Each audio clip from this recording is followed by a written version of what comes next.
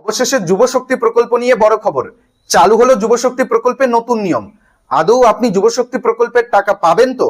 আর যুবশক্তি প্রকল্পের টাকা কি সবাইকেই সমপরিমাণ দেওয়া হবে, নাকি কেউ বেশি টাকা পাবেন, কেউ কম টাকা পাবেন? এ নিয়ে একেবারে একটি সম্পূর্ণ নতুন আপডেট দেওয়া হয়েছে। এবং যারা অন্নপূর্ণা ভান্ডারের সুবিধা পাচ্ছেন তারা কি যুবশক্তি প্রকল্পে আবেদন করতে পারবেন? যুবশক্তি প্রকল্পের টাকা পাবেন কি তারাও? এ নিয়ে অনেকের মনে নানাবিধি প্রশ্ন রয়েছে।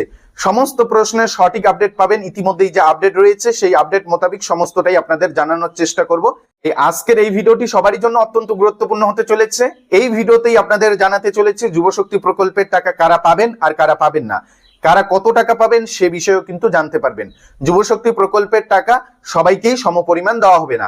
কেউ পাবেন 3000, কেউ পাবেন 2000। কারা পাবেন 2000, কারা পাবেন 3000 এবং আবেদনের জন্য আর কি কি শর্ত রাখা হয়েছে, বয়সের সময়সীমা কি চাওয়া হয়েছে, শিক্ষাগত যোগ্যতার কথা কি বলা হয়েছে, সমস্তটাই কিন্তু জানতে পারবেন আজকের এই ভিডিও থেকেই। ভিডিওটি সম্পূর্ণ কন্টিনিউ করবেন। ভিডিওটি শুরু করার পূর্বে একটি ছোট্ট রিকোয়েস্ট, যারা চ্যানেলে নতুন চ্যানেলটিকে সাবস্ক্রাইব করে রাখবেন, আর ফেসবুক পেজ থেকে ভিডিওটি দেখে থাকলে পেজটিকে ফলো দিয়ে রাখবেন।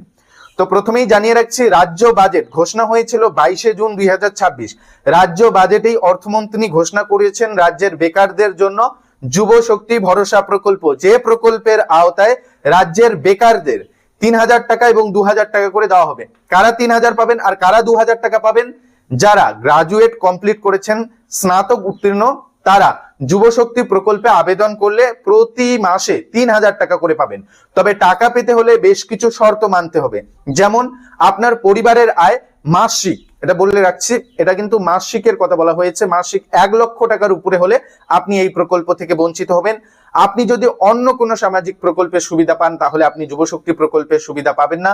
বয়সের সময়সীমা 21 থেকে 45 বছরের মধ্যে হতে হবে, তবেই আপনি এই প্রকল্পের সুবিধা পাবেন।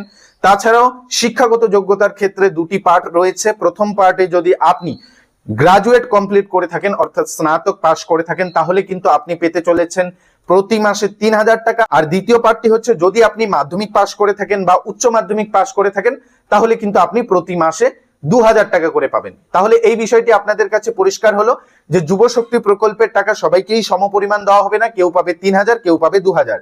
যারা মাধ্যমিক বা উচ্চ মাধ্যমিক পাশ করে যুবশক্তি প্রকল্পে আবেদন করবেন তারা পাবেন প্রতি মাসে 2000। আর যারা স্নাতক পাশ করবেন, অর্থাৎ গ্রাজুয়েট কমপ্লিট করবেন বা মাস্টার্স কমপ্লিট করবেন, তারা কিন্তু প্রতি মাসে 3000 টাকা করে পাবেন। শিক্ষাগত যোগ্যতার বিষয়টা জানতে পারলেন। বয়সের সময়সীমার কথা বলা রয়েছে 21 থেকে 45 বছরের মধ্যে হতে হবে, তবেই আপনি এই প্রকল্পের সুবিধা পাবেন। এবার আমরা জেনে নিচ্ছি, যারা অন্নপূর্ণা ভান্ডারের সুবিধা পাচ্ছেন যে মহিলারা, তারা কি যুবশক্তি প্রকল্পে আবেদন করতে পারবেন?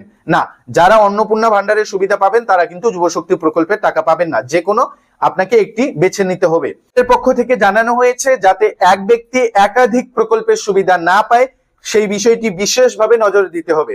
এবার আমরা জেনে নেব যুবশক্তি প্রকল্প কবে থেকে চালু হচ্ছে, আপনাদের ব্যাংকে কবে টাকা আসবে, আবেদন কিভাবে করতে হবে। তো দেখুন, ইতিমধ্যেই ঘোষণা করে দিয়ে জানানো হয়েছে যুবশক্তি প্রকল্প আগামী অক্টোবর মাস থেকেই শুরু হচ্ছে। অক্টোবর মাসের শুরুর দিকেই আবেদনপত্রের ফর্ম রিলিজ করা হবে। এরপর আপনারা অনলাইন অফলাইন দুই পদ্ধতিতেই হয়তো আবেদন করতে পারবেন। যেমনটি অন্নপূর্ণা ভান্ডারে করতে পেরেছেন ঠিক একই প্রসিডিওর চালানো হতে পারে। তবে আপাতত এই বিষয়ে এখনো পর্যন্ত কোনো খোলাসা আপডেট দেওয়া হয়নি। জানানো হয়েছে অক্টোবর থেকেই চালু হচ্ছে। তবে কিভাবে আবেদন প্রসেস চালানো হবে, অনলাইন অফলাইন, এছাড়াও আরো কোন কোন নথির অ্যাটাচ করতে হবে, এই বিষয়গুলো ধাপে ধাপে আপডেট দেওয়া হবে। সেই আপডেটগুলো আপনাদের কাছে ভিডিও আকারে উপস্থাপন করার চেষ্টা করব। আজকের এই ভিডিওতে মূলত আপনাদের এইটুকুনি আপডেট জানানো ছিল।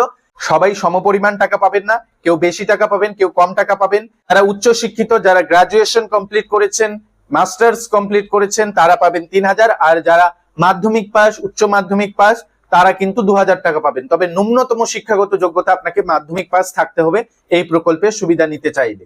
তো আশা করি সমস্ত আপডেট বুঝতে পেরেছেন। যদি আরো কোনো কিছু জানার থাকে যুবশক্তি প্রকল্প নিয়ে, আপনি নির্দ্বিধায় কমেন্ট করতে পারেন, সঙ্গে সঙ্গেই সেই কমেন্টের উত্তর আপনারা পেয়ে যাবেন।